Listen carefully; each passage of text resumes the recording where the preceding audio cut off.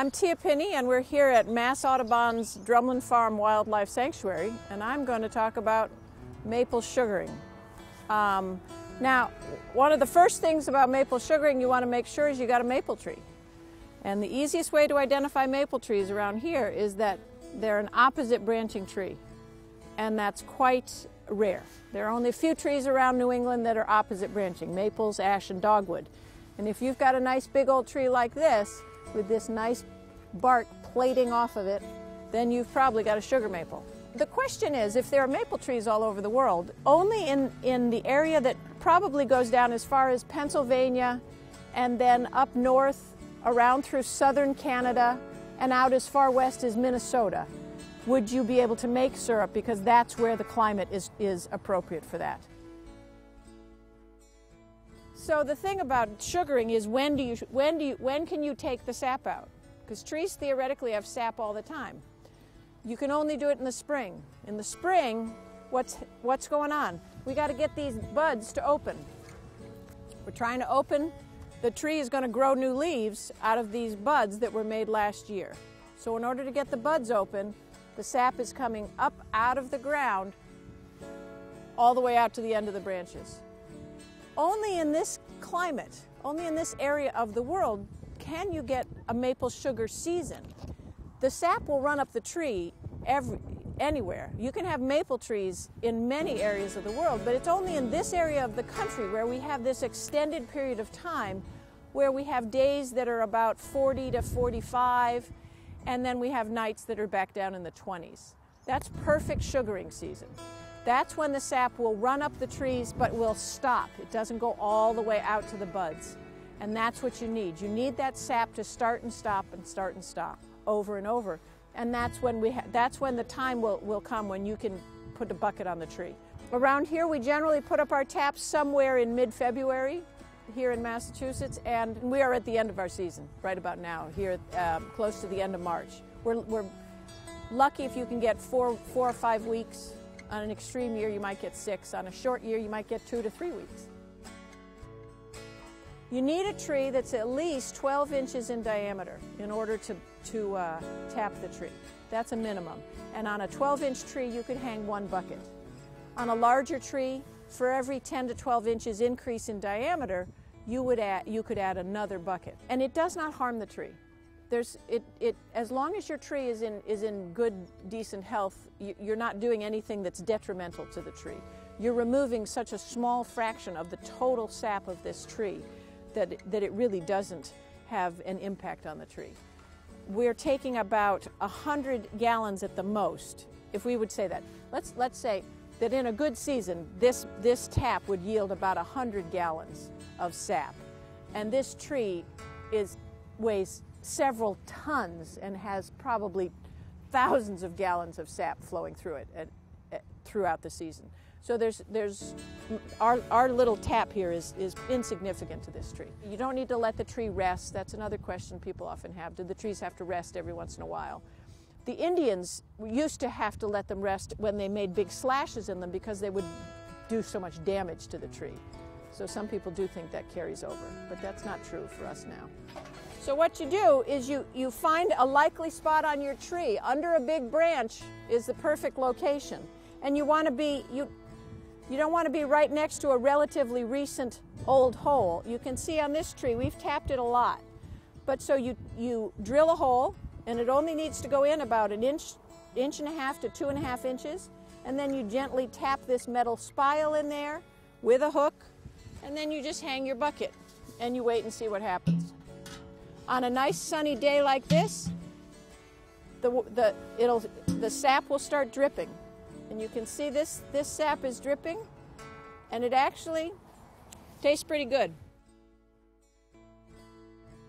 All right, so here we are. This is our evaporator, and this is probably about the smallest open pan evaporator made. I don't even know if they make these anymore. It doesn't hold more than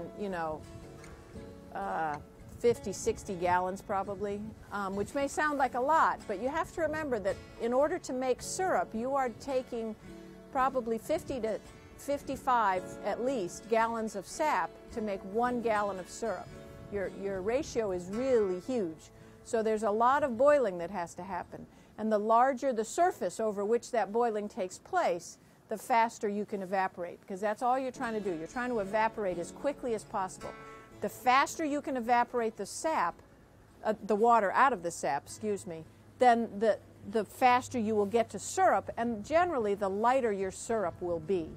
In here, up in this larger pan, is where our syrup has been boiling for a while, but it's probably no more than about a third of the way through the process that it needs to go through. Down here in this finishing pan is where the syrup is further along, it's closer to syrup, but you can see by the pour that it's still not at all thick enough to be syrup. And we don't actually finish out here on this wood-fired contraption because it's hard to control. We take it inside to the stove and finish it just in a big stainless steel pot where you can actually have fine control of the situation. In order to finish your syrup, you need the easiest way to finish syrup is with a thermometer, because syrup boils at 7 degrees above the boiling point of water. So around here, the boiling point of water, because we're pretty much sea level, is 212 usually. So most days it turns to syrup when it's 219, 220, somewhere in there. And so that's the easiest way to tell your syrup. And the other way to tell when your syrup is finished is to use a hydrometer. And these are not that expensive, and you float them in your syrup, and when it's finished, it will balance at the right point because the syrup will have reached the right density. And that's basically what a system like this is based on, is density. As more and more water evaporates, the denser sap flows down to this end. It's all weighted to this end. And then we open this, sap comes down here, we boil it some more, and then we take it off and take it inside.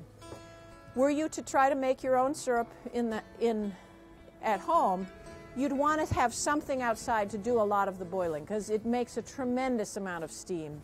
It's really hard on your house when you have this much steam. My grandmother used to finish the syrup in the house and the wallpaper would curl. I remember that as a kid, but you need to have some place where you can do a lot of this boiling, because this is several hours worth of boiling before you get to syrup. And so you just remember that. You also need to have quite a bit of sap. So if you're going to do this at home, you want to make sure you've got some place where you can keep your sap refrigerated until you have enough of it to boil at once. If you try to boil a gallon of sap, you're just going to burn the pan by the time you get finished, because you won't have enough syrup left to say so. But if you put a tap in a tree, you can probably make a couple quarts of syrup, and it's fun to do. You know, it's a true New England tradition. Okay, so once you've made your syrup, you want to put it into a container that will keep it clean. And the only way you can keep it without having to keep it in the fridge is if you can it, essentially. It needs to be in sterile containers, and it needs to be put into the bottles when it's hot with a hot cap, the same you would do with jams or jellies. And if you can't do that, if you don't have that at home and you're doing this, then you want to keep it in the refrigerator, or else it will go moldy. But if you put it up in a jar when it's hot, then pretty much you'll be good for an indefinite period of time. And here we have, this is our own Drumlin Farm logo on our syrup, and this is our Drumlin Farm bottle of syrup, of which we don't produce a whole lot, but we're really proud of it, and it's very tasty. It's a great transition season crop. Most farms are not doing a whole lot in March that needs to happen out in the fields, so this is something that farmers would do. It was a great cash crop for them many decades ago, and still is.